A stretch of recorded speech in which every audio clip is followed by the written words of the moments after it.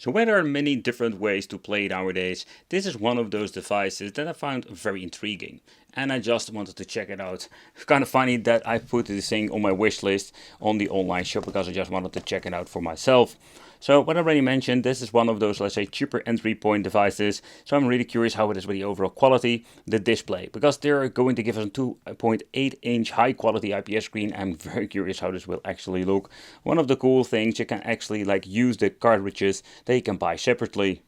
But it's kind of cool that it also comes with built-in games, so if you're getting yourself a device like this, you can just pick it up and play and enjoy 12 arcade games. So for example, at the side we already have some previews, for example having Ghosts and Goblins, if I'm saying it correctly. One of the games I do know is 1944 and of course Strider. Let's take a close look inside the pack itself. Yep, I'm completely destroying it, like, I'm always destroying these boxes, man. I want to keep them in good condition, but love the colors. Of course, colors is more personal, but of course the yellow and the blue. Blue is my favorite color, but also it comes with the Capcom logo, of course, or it's basically referring to the logo colors. That's in here, yeah, man. I must say that, yep, this is pretty cool, but it's also kind of weird. So this is just actually a piece of plastic that is slide in here. So when it comes to the model itself, it's quite comfortable, I can tell you that. But what is also very interesting is just the way how the D-pad feels of this thing. It's very clickish, and I must say I don't for sure if this is going to be one of my favorite D-pads to play, simply because of the shape. It does have a very nice curve to it, but I've noticed when actually like playing, I've been bashing my thumb into the side over here. That is, when I say sharp, but doesn't have a very nice feel to it. But the ABXY button seems to be feeling right, select start, and of course the menu button. At the back we're finding the L1, L2, the R1 and the R2. So this is a different thing. I don't like mostly of these shoulder buttons. And I must say I've been like struggling a lot with these things, simply because with the Chinese ones I've reviewed, they have so many different configurations nowadays. But this, I must say, it's okay. I do have some struggles like touching them. It's quite difficult, to be honest. Where with the Chinese one, they're basically putting them, let's say, on top, and where you're just putting your hands underneath this lid over here for giving it comfortable. Yeah, no, for me, this is not the best way to play. And again, it's kind of cool that they give this thing some edge over here at the back, but it's not helping the device itself.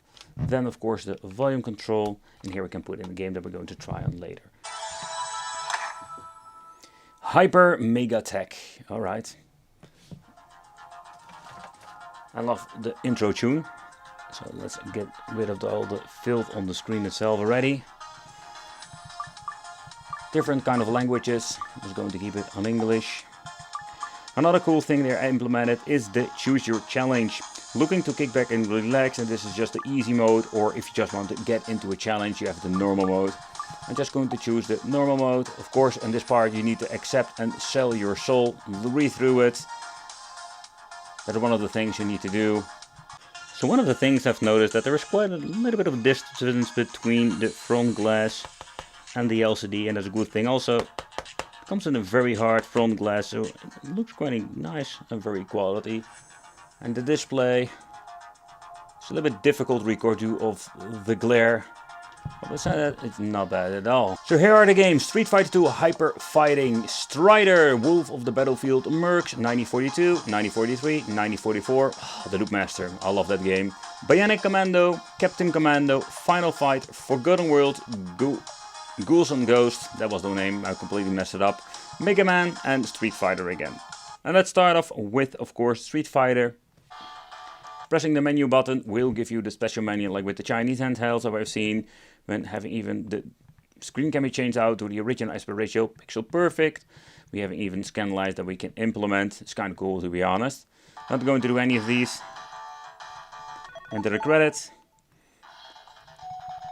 I'm happy they're putting this particular version on here so we can play with every single character. So one of the things I'm really looking for is checking out how the D-pad works, where I'm just not, at first I was not really satisfied with it, due of the feel, but I can tell you to absolutely nailed this. Yep, it's great. So the input, where I'm the biggest, let's put it this way, I'm not the biggest fan of the touch itself.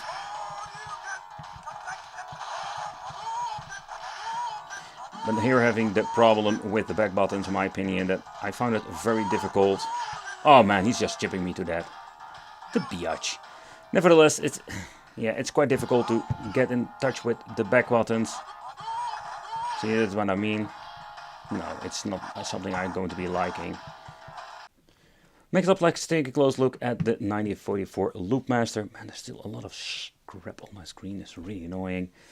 But next up, let's see how the overall emulation is. So these things are Evercade. In general, absolutely great when it comes to overall emulation performance of the previous models.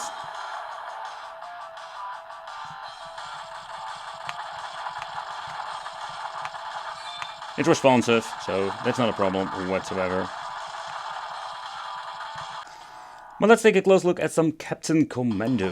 And I'm really curious about this particular device and this game running on it, because most of the emulation of the Evercade is pretty spot on. And this particular device is no difference too.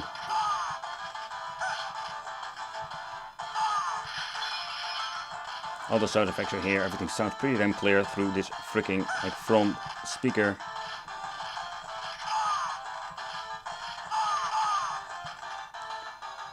Another thing I wanted to check out, let's save for fun. We have a quick load, quick save over here. I love that they make the screenshot. That is one of those features I most of the time really love. Of course, it's a cheating way because you can just save to a certain point. The final fight I mostly play is the one from the Sega CD, due of the amazing soundtracks.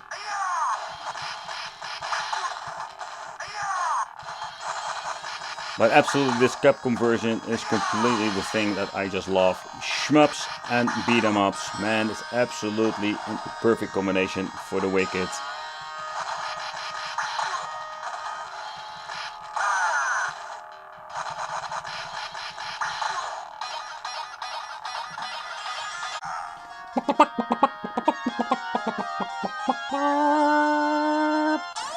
But nevertheless, they're having the Strider game. I can still remember playing this on the Mega Drive for the first time. But of course, the arcade game is so much more cooler to play.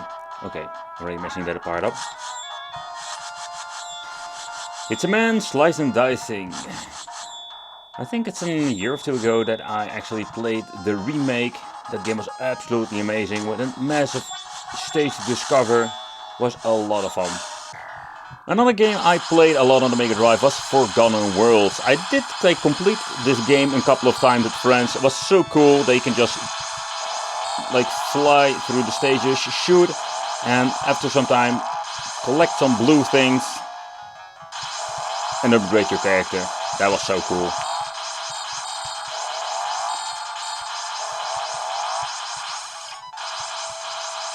But let's take a close look at all the other stuff we can do with it. Pressing the menu button over here, we're finding the Capcom, where you can enter the Capcom games.